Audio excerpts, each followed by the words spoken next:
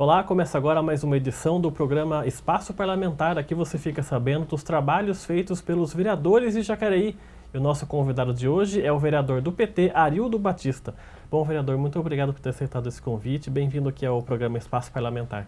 Eu que agradeço essa oportunidade e desde já mandar um grande abraço para todos os telespectadores da TV, em especial aqueles que moram em Jacareí, afinal de contas são para eles que nós estamos aqui trabalhando. A gente está chegando já no fim do primeiro ano desse segundo mandato seu aqui na Câmara, né? O senhor passou pela presidência da Câmara também. Como é que o senhor está sentindo esse primeiro ano? É o primeiro ano seu como oposição ao governo do prefeito Isaías agora. Queria que o senhor fizesse um balanço desse primeiro ano, já como falando sobre a oposição ao governo. Eu acho que é uma experiência diferente e nós tivemos muito cuidado de fazer um planejamento para que a gente não caísse na mesmice de apresentar para a população uma postura de oposição por ser contra. Na verdade, a oposição, eu sempre digo, ela é muito importante, ela tem que existir dentro de um governo, dentro de um sistema, que é para fazer justamente o contraponto. Eu sempre dou o exemplo da leitura.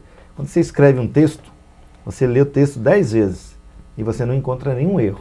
A partir do momento que você passa para um outro, ele lê, ele vai encontrar alguns erros, algumas falhas. Isso é natural, porque quando você está dentro de um processo, através da forma como todo mundo pensa, né, aquela questão da unanimidade, acaba trazendo uma consequência negativa. Então a oposição tem o trabalho de ser uma espécie de um filtro e ajudar o governo, né? A oposição não atrapalha o governo, pelo contrário, ela tem que ajudar. E nesse sentido a gente tem tido uma relação muito boa, inclusive com os vereadores da situação, que são a grande maioria, e com o próprio prefeito. A gente até brinca que nós temos uma relação republicana. Afinal de contas, o fato de sermos de partidos diferentes, o objetivo é o mesmo, que é fazer com que essa cidade sempre caminhe para frente e que a população tenha os melhores serviços para que a gente se transforme cada dia mais numa cidade mais agradável para se morar. E como é que você analisa quando vem os projetos do prefeito para tomar o cuidado de não votar contra, só por votar contra, como você falou agora mesmo? Como é que você faz essa análise para aí já responder para a população essa sua situação agora como vereador?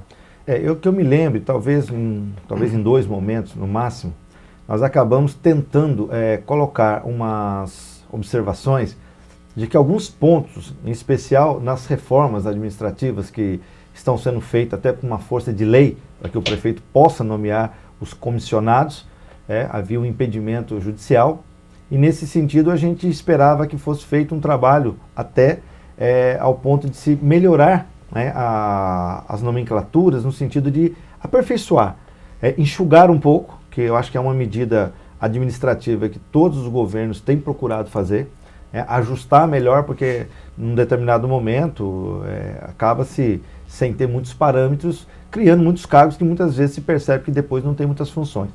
A própria Justiça tem exigido que as pessoas sejam enquadradas dentro de um modelo mais profissional, ou seja, não criar cargos só por criar.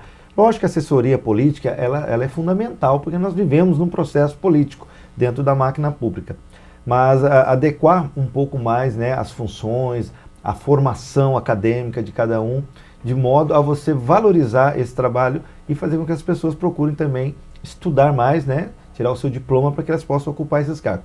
Nesse sentido, no começo nós apontamos algumas incoerências, né, cargos com salários relativamente altos, exigindo-se vamos dizer, uma escolaridade muito baixa. E para nós ficou uma sensação de que estava-se, na verdade, criando cargo para uma pessoa, né, ou pessoas que já estavam no sistema. E isso não é bom para o momento. Mas a gente respeita, a gente não quer aqui, como eu disse, ficar contrariando esse mecanismo, e depois todos os outros projetos que vieram para cá estavam reestruturando as secretarias, nós votamos a favor, e as distorções, acho que o Ministério Público, o Tribunal de Justiça, aquelas entidades que enxergam esses detalhes podem depois aí entrar com algum tipo de ação, mas não é esse o nosso objetivo. A gente quer que as coisas corram porque a cidade precisa continuar, os funcionários precisam continuar trabalhando, a prefeitura precisa estar em ação para poder trazer as melhorias para a cidade. O senhor participa de 3 comissões, né, aqui na Câmara: Segurança e Direitos Humanos, Defesa do Meio Ambiente e Desenvolvimento Econômico. Como é que é a rotina de reuniões dessas comissões? E eu pergunto também para você se se as reclamações da população em relação aos temas dessas comissões também compõem aí a discussão durante as reuniões. Você fez uma pergunta interessante. Eu percebo que as comissões, elas acabam tendo mais um papel burocrático, homologador, né, para aqueles projetos que estão, vamos dizer, vinculados a essas áreas. E nesse sentido, a gente acaba realmente olhando a constitucionalidade, ou seja, a legalidade desses projetos e, obviamente, encaminhando para plenário. Inclusive, eu tenho um critério que muitas vezes eu acho que o tema, ainda que ele não seja pertinente à competência do vereador, esse é o grande problema, às vezes o vereador quer legislar sobre algo que ele não pode. E aí o jurídico, obviamente, acaba dando como inconstitucional, ou seja, não é competência do vereador. Mas às vezes o assunto, ele suscita uma necessidade de trazer a discussão, para que a população, até a própria população entenda. Porque às vezes o vereador fala assim, eu quero fazer projeto disso, mas o jurídico não deixa, o presidente... Não é isso. É que não pode, existem leis. Então não é que a gente quer, não quer. Então às vezes eu até algum projeto que o jurídico dá como inconstitucional, mas eu acho que o assunto ele é bacana, precisa... Eu às vezes até encaminho, sabendo que ele não vai ser aprovado, mas que eu acho que vale a pena pela discussão. E aqui é o lugar da discussão, né? Nós estamos no parlamento. O parlamento é onde você tem que debater, você tem que explicar para as pessoas, né? Porque senão fica muito vazio, né? Então, o meu trabalho nas comissões tem sido nesse sentido. Claro que me parece que surge, né, em determinados momentos, algumas necessidades da população de alguns temas que precisa realmente que essas comissões provoquem uma discussão, tragam secretários, tragam especialistas na área, para que também se promova, né, um debate para que a população possa entender melhor também algum tipo de problema ou assunto que esteja ocorrendo naquele momento da nossa cidade. E a população ainda confunde muito qual é o papel que o vereador deve exercer e qual é o papel da prefeitura. Por exemplo, eu faço essa pergunta para os outros vereadores, a população chega e pede, eu quero um asfalto no meu bairro, a iluminação, e não é o papel do vereador isso. Como é que você faz para explicar essas diferenças para as pessoas?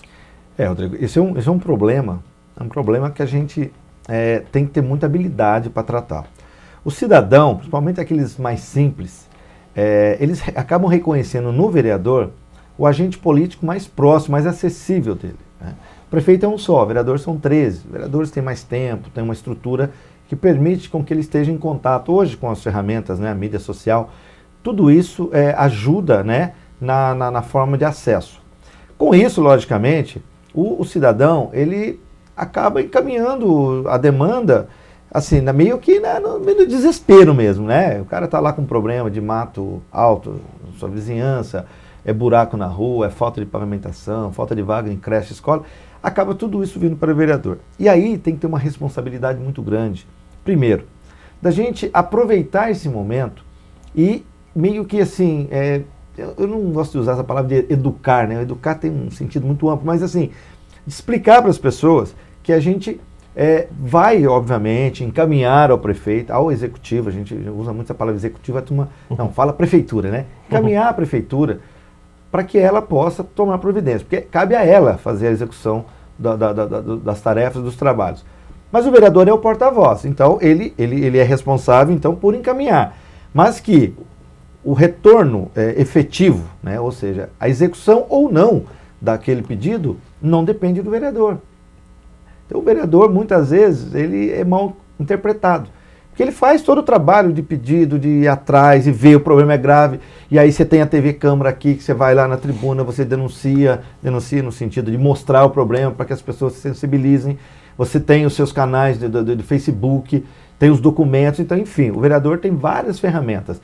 Mas nem sempre isso acontece no tempo, acontece ou às vezes nem acontece, por questões aí que o prefeito, os seus secretários acabam nos dando um retorno.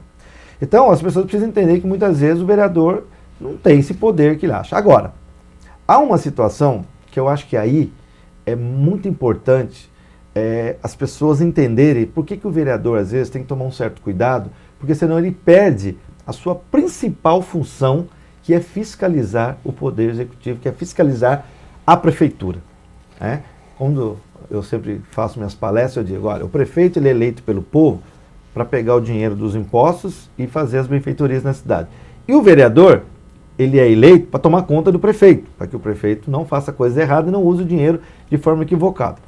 Ou seja, se eu crio uma relação com o prefeito, né, de muita proximidade e dependência, fica um pouco, né, assim, isso é subjetivo, mas fica um pouco complicado na hora que você precisa puxar a orelha do prefeito. E como é que vai cobrar depois? Porque você fala assim, puxa vida, se eu puxar a orelha do prefeito, falar para ele que ele está equivocado aqui e ali, ele pode, por qualquer motivo, se zangar, ou um secretário dele, e depois, vamos chamar de retaliação, ou não atender os meus pedidos da forma como eu gostaria.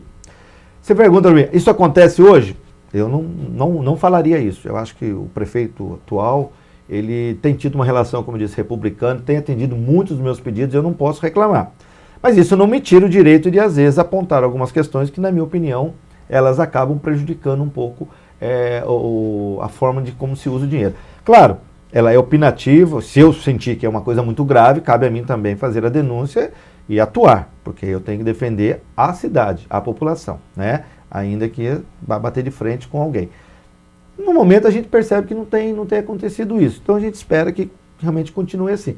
Mas o cidadão precisa entender que ele não pode exigir muito do vereador a ponto dele ter que ceder e depois ficar meio à mercê dessa situação. Então, é aquela história, né? Não vamos cobrar de quem não tem para oferecer.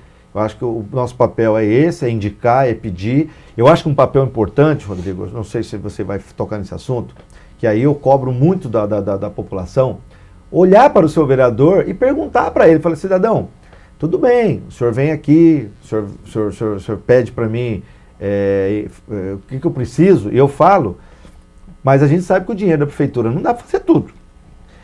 O que o senhor tem feito de forma mais efetiva, junto, por exemplo, às esferas estaduais, né, no caso aqui do Estado de São Paulo, e a esfera federal, para ajudar o prefeito, ou seja, trazer recursos. Porque nós, vereadores, sempre somos ligados a algum deputado federal e estadual.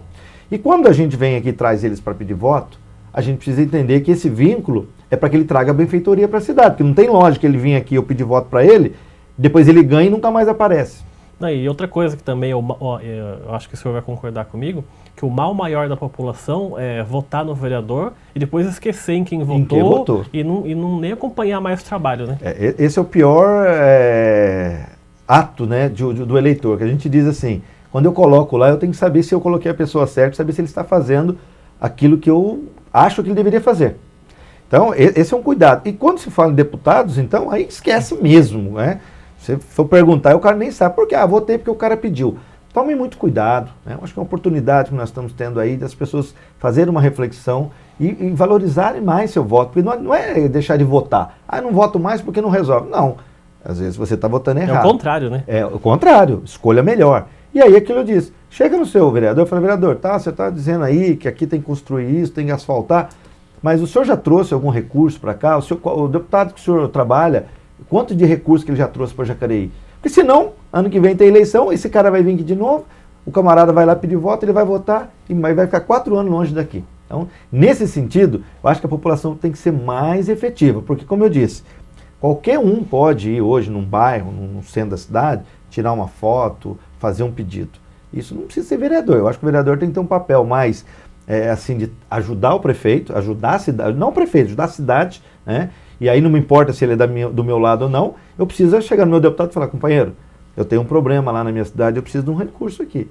Ele vai mandar, o prefeito aqui vai utilizar. Mas esse é um papel importante do vereador hoje em dia, até porque os projetos acabam ficando um pouco mais na subjetividade, né? Que quase tudo que a gente pensa hoje, ou é ilegal da nossa parte, ou não dá para se colocar em prática porque não há como o executivo executar as nossas ideias. O senhor falou em deputados aí, né? Você falou em deputados. Deputados levam a gente a falar em Brasília e Brasília leva a gente a falar em crise. Sim. A gente viu o impeachment ano passado da presidente Dilma, o vice, o Temer, assumiu, hoje a popularidade dele está quase a zero, vem uma denúncia por dia em todas as esferas. Eu queria que você falasse um pouquinho analisasse esse cenário e a perspectiva para o país você vê a melhor possível ou a pior possível? Eu acho que tudo tem o pró e o contra, né? Eu acho que a gente tem que usar aquele ditado que a gente fala na roça, do limão fazer uma limonada. Eu acho que as crises, elas nos ensinam muito. e elas acabam abrindo, né, uma caixa onde a gente vai tirar vários objetos e vai ver aquele que serve e aquele que não serve. O que não serve você tem que jogar fora, e o que serve você tem que guardar. Eu acho que há um momento muito especial, né, ainda que seja na dificuldade, das pessoas começarem a refletir o quanto a política interfere na vida das pessoas. A política ela sempre vai existir. De uma forma autoritária ou democrática, ela existe. Você pode pegar aí lá a Coreia do Norte, que é ditador, mas é uma política. É uma forma de política. Tenho certeza que muitas daquelas pessoas que moram lá na Coreia do Norte adoram o camarada lá. Outros podem ser contra. Mas tem gosto para tudo. Eu acho que o Brasil, quando tivemos a abertura política, quando a democracia voltou a partir de 85, o povo acho que estava ainda sem saber muito como fazer. E aquela ânsia de querer escolher os seus representantes, em 88 criou-se uma Constituição relativamente boa, mas que não foi aperfeiçoada, e a gente percebeu que aquelas pessoas que se apoderaram, né, do poder, elas meio que criaram uma regra para a sobrevivência deles. E a gente não percebeu isso ao longo do tempo.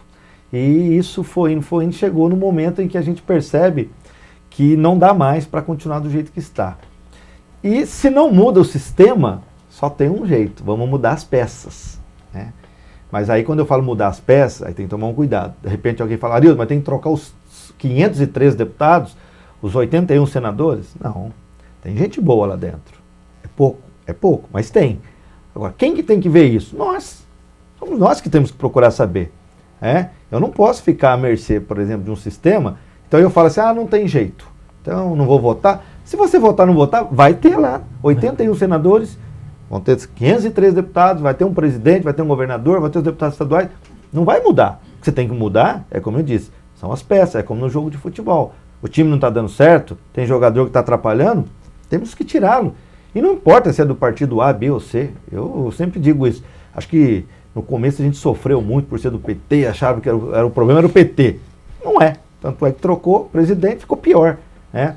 Só que o momento trouxe também uma insegurança para a população, onde eu faço um discurso, às vezes brincando, mas uma brincadeira séria, que as pessoas foram enganadas naquele momento que foram convocadas, né, pela grande emissora aí para ir para a rua, para protestar para o impeachment da Dilma.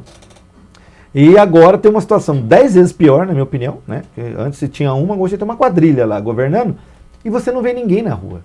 Não vê ninguém bater panela, não vê ninguém botar a camisa, né, pirata da seleção brasileira e ir para a rua. Por quê? Muitos estão com vergonha, porque fala, puxa, eu fui enganado. E outros porque se aproveitaram dessa situação e falam, bom, nós já conseguimos o que queríamos, estamos mantendo uma situação que para nós é favorável e para outros não. Enfim, eu acho que todo mundo pode pensar de qualquer jeito, eu penso de um jeito, outros pensam de outro. Eu acho que é um momento muito importante, um momento estratégico para a nossa população, né, de todos começarem a fazer uma reflexão e ver o seguinte, eu faço parte desse erro também, porque tem muitos que estão lá hoje, que passaram, eu vou falar de Jacareí, deixaram um churrasco, deixaram um jogo de camisa, né? Deixaram lá uma ajuda e depois falei, olha, eu comprei seu voto, eu não tenho mais compromisso com você, aqui eu faço o que eu quero. Você não... Então as pessoas precisam entender que não é isso não, o voto não pode ser vendido, o voto tem que ser conquistado, eu tenho que acreditar, ainda que seja difícil, mas é um processo. Um dia a gente depura tudo isso e talvez a gente tenha um conjunto lá que a maioria realmente represente a vontade da sociedade. Só para não fugir desse tema, eu não tenho números aqui, mas eu posso falar sem medo de errar. Se você pegar hoje a representação do Congresso Nacional, os 503 deputados, poucos estão lá, representam a maioria da população no sentido de classe social, ou seja, trabalhadores, né, povo trabalhador, povo idosos, né, negros, né, indígenas. A maior parte que está lá representa a classe mais alta, ou seja, é mais ou menos aquela velha história, é você colocar o cabrito para tomar conta da horta. Não vai mudar. Nenhuma lei vai favorecer o povo mais carente. Por quê? Porque os que estão lá, né, a gente pode falar aqui da bancada, por exemplo, ruralista, né, eles dominam aquele Congresso. E aí eles fazem o que querem, mudam as regras do jeito que eles querem. E sempre estoura no bolso, né, do povo trabalhador. Né? Você está vendo aí a proposta, por exemplo, de mudança das regras da Previdência. Vai mexer justamente em quem? Aquele que ganha menos. Você não vê eles falar em mexer dos deputados, dos ministros. né, do judiciário, só mexe na onde? Não, o problema é sempre o povo que paga a conta. E esse processo vai ser assim a vida inteira, porque só tem representante lá dessas classes, então... Mas é um debate que a gente precisa... Uma história comprida ainda. Comprida, que a gente precisa entender melhor. Mas eu acho que um pouquinho que está acontecendo já vai mudar a cabeça das pessoas. Tá certo, a gente vai fazer então um rápido intervalo agora. O programa Espaço Parlamentar volta daqui a pouco com o vereador Arildo Batista, do PT.